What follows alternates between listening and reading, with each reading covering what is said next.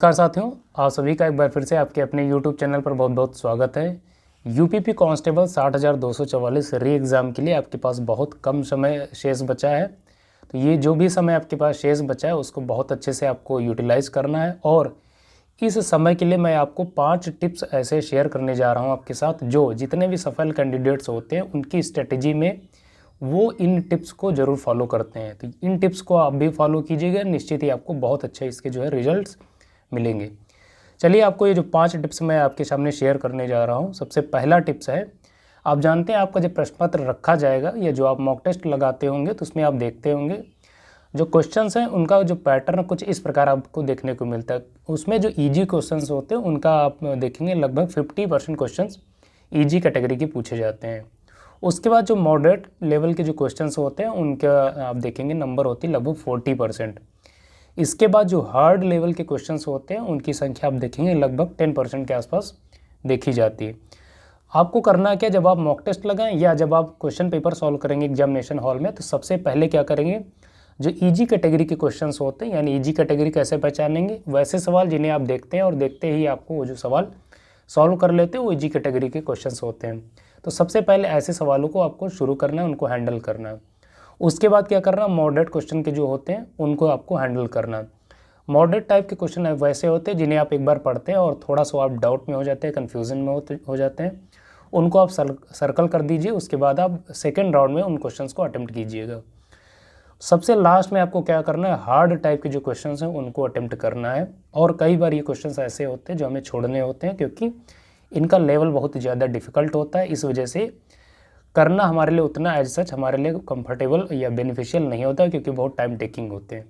तो आपको फोकस करना है ईजी क्वेश्चंस पे और मॉडरेट क्वेश्चन पे, उनको आप ज़रूर कीजिएगा, वो कहीं भी मिस होने ना पाए। अगर आप ईजी क्वेश्चन और मॉडरेट क्वेश्चन ही अटेम्प्ट कर पा रहे हैं तो आप देखेंगे लगभग 85 to 90% क्वेश्चन आपके ईजिली जो है आप उनको कवर कर पाएंगे। और मुझे नहीं लगता कि अगर आप किसी भी एग्ज़ाम में 85 to 90% क्वेश्चन आप अगर कर पा रहे हैं तो आपका सिलेक्शन ना हो, निश्चित ही आपका सिलेक्शन हो जाएगा, बहुत अच्छी मार्किंग के साथ होगा। दूसरा टिप क्या है, दूसरा टिप ये है, रिवाइज ऑल मॉक टेस्ट। अब आपके पास जो भी समय शेष बचा है उसमें अभी तक आपने जितने भी मॉक टेस्ट दिए हैं उनको अच्छे से एनालाइज कर लीजिए। और एनालिसिस करने के बाद आप देखिए कि हर मॉक टेस्ट में क्यों कुछ सवाल आप गलत कर रहे थे, क्या कमियां रह गई थी, उनको आप अवलोकन कर लीजिए। और जो भी क्वेश्चंस आपको जैसे जीके जीएस हिंदी के जो हैं उनको आप लर्न कर लीजिए, मेमोराइज कर लीजिए। मॉक टेस्ट में आप देखेंगे मोस्ट इंपॉर्टेंट कैटेगरी के सवाल रखे जाते हैं और कई बार आप देखेंगे इन्हीं सवालों का रिपीटेशन आपके एग्जामिनेशन हॉल में देखने को मिलता है। तो मॉक टेस्ट आप अच्छे से रिवाइज कर लें। तीसरा क्या करना है, आपको अजनबियों से बात नहीं करनी। अजनबियों से बात नहीं करनी इन द सेंस आपको वैसे क्वेश्चंस को हैंडल नहीं करना, टैकल नहीं करना जो आपसे एकदम अपरिचित है। जिन सवालों से आप एकदम अपरिचित हो उनको आपको छूना ही नहीं। जैसे आप मान लीजिए प्रश्न पत्र शुरू करते हैं सॉल्व करना, कोई सवाल आप ऐसे देखते हैं जो जिसके बारे में आपने कभी पढ़ा ही नहीं, तो उस पर आपको एक भी सेकंड जाया नहीं करना है, उसको वेस्ट नहीं करना है। उस पर अपना टाइम वेस्ट करने का मतलब आप अपने लिए चुनौतियाँ खड़ी कर रहे हैं, उसको तुरंत स्किप कर दीजिए। जो हमने आपको 10% क्वेश्चंस बताए थे हार्ड कैटेगरी की, ये उसी टाइप के सवाल होते हैं, इनको आपको स्किप करना है। इस पर आपको तनिक भी अपना टाइम वेस्ट नहीं करना। तो ऐसे सवालों को आपको बिल्कुल इन पे जो है दिमाग नहीं लगाना। फोर्थ टिप्स क्या है, डू नॉट मेक हेस्ट। आपको जल्दबाजी नहीं करनी, चाहे आप मॉक टेस्ट लगाएं या जब आप फाइनल एग्जामिनेशन में बैठेंगे तब जल्दबाजी नहीं करनी है। जल्दबाजी किस प्रकार की, कई बार आप जब मॉक टेस्ट लगाते हैं तो आप उसका जब एनालिसिस करते होंगे तो आप देखते होंगे कुछ सवाल आपने ऐसे गलत कर दिए जो आपको आते थे, जो ईजी कैटेगरी के थे, लेकिन जल्दबाजी की वजह से आपने गलत कर दिया।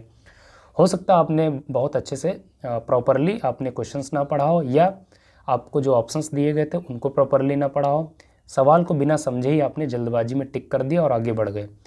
ये छोटी, इनको आप बोलते हैं सिली मिस्टेक्स। तो सिली मिस्टेक्स की वजह से आप देखेंगे 5 से 7 सवाल हर कैंडिडेट्स के गलत हो जाते हैं। और कॉम्पिटेटिव एग्जाम में 5 से 7 सवाल गलत कहने का मतलब है अपने लिए आप अपने आप को कंपटीशन से बाहर कर लेंगे। तो ये सिली मिस्टेक्स नहीं करनी, आपको किसी भी प्रकार की जल्दबाजी में नहीं रहना। इसके साथ साथ आपको ये भी ध्यान रखना है, चाहे आप मॉक टेस्ट लगाएं या आप ओमार जब आप फिल करेंगे तो उसमें भी आपको जल्दबाजी नहीं करनी। जो भी आपको क्रेडेंशियल्स उसमें भरने हैं, जो भी आपको बायोमेट्रिक्स करनी है, उसको बहुत अच्छे से करना। अगर 1-2 मिनट आपके एक्स्ट्रा जा रहे हैं दूसरे बच्चों की तुलना में तो जाने दीजिए। वो जो आप क्रेडेंशियल्स भरते हैं ओमार में, अगर वो उसमें मिस्टेक्स हो गई तो आपका पूरी तैयारी बेकार हो जाएगी, आप कुछ भी नहीं कर पाएंगे। उसमें किसी भी प्रकार की गलती ना होने पाए, बहुत अच्छे से बहुत सावधानी के साथ ओमार फिल कीजिए। उसमें भी आपको जल्दबाजी नहीं करनी। छोटी छोटी बातें, बहुत अहम बातें, इंपॉर्टेंट बातें, इन्हीं बातों को कई बार बच्चे दरकिनार कर देते हैं और खामियाजा उनको भुगतना पड़ता है। आप इनको ध्यान रखेंगे।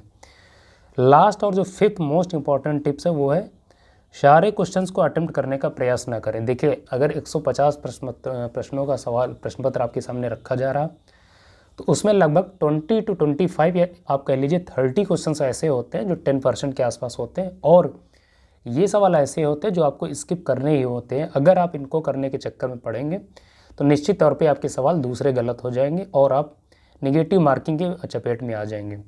तो ऐसे सवालों को आपको स्किप करना ही होता है। और अगर आप मान लीजिए 25 से 30 सवाल भी स्किप कर रहे हैं तो उसके बावजूद भी आपके पास 120 सवाल ठीक ठीक है। अगर आपने 150 में से 120 सवाल ठीक ठीक बना लिए, उसमें से अगर मान लीजिए 2-4 सवाल गलत भी हो जाते हैं, तब भी आपकी देखेंगे एक्यूरेसी 95% प्लस ही रहेगी और निश्चित तौर पर नॉर्मलाइजेशन का आपको बहुत अच्छा फ़ायदा मिलेगा और आपका चयन बहुत अच्छे मार्क्स के साथ हो जाएगा। तो आपको सारे सवालों को करने का प्रयास नहीं करना है। जो भी आप ये ध्यान में रखेंगे, अगर 25 से 30 सवाल आपको छोड़ने ही छोड़ने, तो आप वैसे सवालों को छोड़िए जो आपको नहीं आ रहे हैं, तो किसी भी प्रकार के आप उपभोग में नहीं रहेंगे। आप जो है नकारात्मक रूप से प्रभावित नहीं होंगे। क्यों? क्योंकि आप देखेंगे कई बार हम हेजिटेट हो जाते हैं। मान लीजिए पेपर करना हम शुरू करते हैं, 2-4 सवाल नहीं बने तो हमारा जो कॉन्फिडेंस है वो लूज़ हो जाता है। तो आपका कॉन्फिडेंस लूज़ नहीं होगा। क्यों? क्योंकि आपके दिमाग में ये रहेगा कि हमें जो है 25 सवाल छोड़ने ही छोड़ने। तो ये जो सवाल आपको नहीं आ रहे तो आप ये मान के चलेंगे ये वही सवाल है जो हमें छोड़ने हैं। इस प्रकार आपको अपने दिमाग का बैलेंस जो है उसको बना के रखना है, तभी आप इस परीक्षा को अच्छे से क्रैक कर पाएंगे। पूरी सतर्कता के साथ इस एग्जामिनेशन को आपको देना है, तभी जो है ये इस परीक्षा को आप क्वालिफाई कर पाएंगे और सही मायने में अपने आप को सार्थक सिद्ध कर पाएंगे। और ये जो हमने आपको छोटे छोटे 5 टिप्स बताए, इनका परिणाम क्या होगा? परिणाम यही होगा कुल मिला के कि आपकी एक्यूरेसी बहुत अच्छी होगी। अगर एक्यूरेसी आपकी बहुत शानदार रहेगी तो निश्चित तौर पर जो नॉर्मलाइजेशन होगा वो आपके पक्ष में होगा और उसको निश्चित तौर पे आपको फ़ायदा मिलेगा। लगभग 10 से 12% आपके निश्चित तौर पर इंक्रीज हो जाएंगे दूसरे बच्चों की तुलना में।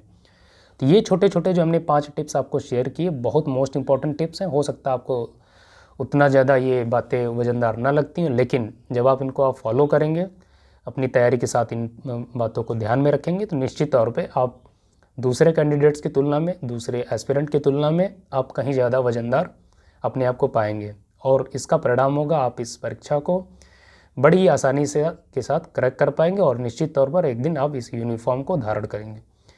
वीडियो कैसा लगा आप कमेंट बॉक्स में बता सकते हैं। लास्ट टाइम में आपकी जो भी हेल्प आप चाहते हो उसको कमेंट बॉक्स में बताइए, पूरा करने का प्रयास किया जाएगा। और आप सबकी इजाज़त चाहते हैं, मिलेंगे नेक्स्ट वीडियो में, तब तक के लिए नमस्कार।